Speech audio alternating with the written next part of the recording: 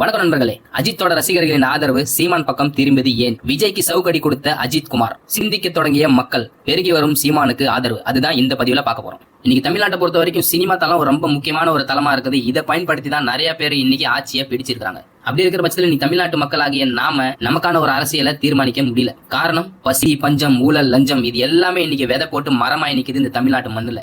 இது எல்லாத்துக்குமே முக்கியமான காரணம் திரை கவர்ச்சி தான். அதனாலதான் இன்னைக்கு காமராஜர் போன்ற ஒரு நல்ல தலைவருக்கு அப்புறம் ஒரு தமிழனாலையும் இந்த தமிழ் மண்ணை ஆள முடியல. இப்படி என்னதான் மக்களை ஏமாத்தி இந்த 2 பேரு கட்சிகளும் தமிழ்நாட்டை, தமிழ் மண்ணை எல்லாத்தையும் நாசம் பண்ணிட்டு வந்தாலும் அடுத்த ஒரு புதிய ஆட்சி மலராதான்ற மக்களுடைய அந்த பார்வை இன்னைக்கு வேற ஒரு திசையை நோக்கி திரும்ப ஆரம்பிச்சிருச்சு. அதுதான் நாம் தமிழர் கட்சி. இந்த கட்சியோட தொடக்கத்துல நிறைய பேர் நினைச்சாங்க இந்த கட்சி என்ன பண்ண போகுது, மத்தவங்க மாதிரி இவங்களுக்கு காசை வாங்கிட்டு கூட்டணிக்கு போயிடுவாங்களோன்ற ஒரு எண்ணம் மட்டும்தான் மக்களுக்கும் பல அரசியல் தலைவர்களும் நினைச்சுக்கிட்டு வந்தாங்க. ஆனா முதல் தேர்தலில் ஒரு விழுக்காடு வாங்கி இந்த தமிழ் மக்கள் இன்னமும் உயிரோட தான் இருக்கிறாங்கன்றதை நிரூபித்து காட்டினார் நாம் தமிழர் கட்சி சீமான் அவர்கள். அப்படி என்னதான் படிப்படியா வளர்ந்து நீங்க 8.1 விழுக்காடு வாங்கி அங்கீகாரத்தை பெற்றாலுமே மக்கள் மனசுல இன்னமும் ஒரு கேள்வி என்னன்னா, 2026 சட்டமன்ற தேர்தலாவது நாம் தமிழர் கட்சி ஆட்சி பிடிக்காதா என்றதான். ஆனா இதுல நிதர்சனமான உண்மை என்னன்னா, 2026 சட்டமன்ற தேர்தலில் நாம் தமிழர் கட்சி அரியணையில ஏறக்கூடிய வாய்ப்பு அதிகமாவே இருந்தது. இதை தெரிஞ்சுக்கிட்ட அந்த ஆளும் கட்சி திமுக திட்டம் போட்டு விஜய் அவர்களை களம் இறக்கி விட்டாங்க.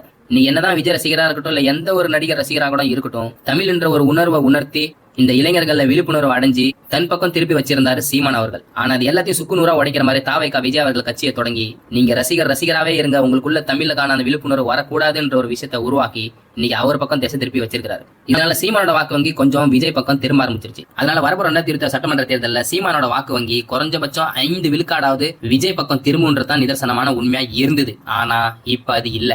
காரணம், சமீபத்துல அஜித் சொன்ன அந்த ஒரு வார்த்தை, என்னுடைய சொந்த சுயநலத்துக்காகவும் லாபத்துக்காகவும் என்னோட ரசிகர்களை நான் பயன்படுத்த மாட்டேன்னு சொன்னார். இது நேரடியா விஜய்க்கு வச்ச ஒரு செக் தான் இது. இதனால அனைத்து அஜித் ரசிகர்களோட பார்வையும் சீமான் பக்கம் திரும்ப ஆரம்பிச்சிருச்சு. அது மட்டும் இல்லாத தாவேக்கா கட்சிக்குள்ளேயே சலசலப்பு ஏற்படுத்த ஆரம்பிச்சிருச்சு. விஜய் கண்டுட்டு வந்த அந்த கனவெல்லாம் அஜித் ஒரு நிமிஷத்துல சுக்குநூறா உடைச்சிட்டாரு. என்னதான் பொய்யான கருத்து கணிப்புகள் எடுத்து விஜய பெரிதளவா பேசினாலும் இன்னைக்கு அஜித் சொன்ன ஒரு வார்த்தையால இதுக்கு மேற்பட்டு கருத்து கணிப்புல விஜய் அவர்கள் அதிக வாக்கு எடுப்பாருன்னு யாராலையும் சொல்ல முடியாத ஒரு சூழ்நிலை ஏற்படுத்தி விட்டார். இது அஜித்துக்கு ஒரு பெரிய சல்யூட் தான். அஜித் ஒரு நடிகர்ன்றதை தாண்டி அவரோட நேர்மையும் உண்மையும் இங்க முதல்ல வந்து நிக்குது. இதனால ஒண்ணு மட்டும் உறுதியா தெரியுது, வரப்போற 2026 சட்டமன்ற தேர்தல்ல சீமான் அவர்கள் அரியணை ஏறத்துக்கான அதிகபட்ச வாய்ப்புகள் இருக்குது. இது ஈஸியா சொல்லிட்டு போயிட முடியாது. இதுக்கான இன்னும் பல காரணங்கள் என்னன்னு பாத்தீங்கன்னா, பல நடிகர்கள், அது அஜித் குமாராக இருக்கட்டும், சிவகார்த்திகேயனாக இருக்கட்டும், இன்னும் பல நடிகர்களோட ஆதரவு சீமான் பக்கம் திரும்ப ஆரம்பிச்சிருச்சு.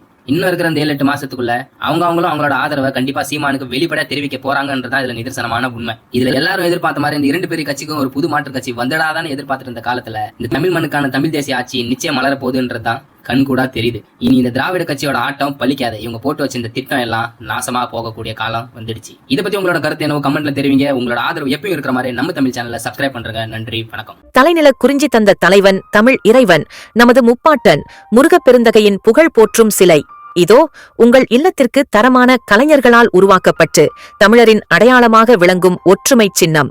இந்த சிறப்பு சிலை தலைவனின் தெய்வீக ஆற்றலை உங்கள் வீட்டில் பூரிப்பிக்க செழிப்பையும் நலனையும் கொண்டு வரும்.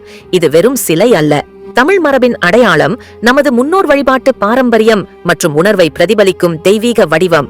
உங்கள் இல்லத்திற்கு தெய்வீக ஒளியை வரவேற்க மலைநிலத்தின் தலைவன் முருகனை இன்று பூரிப்பாக உள்வாங்குங்கள்.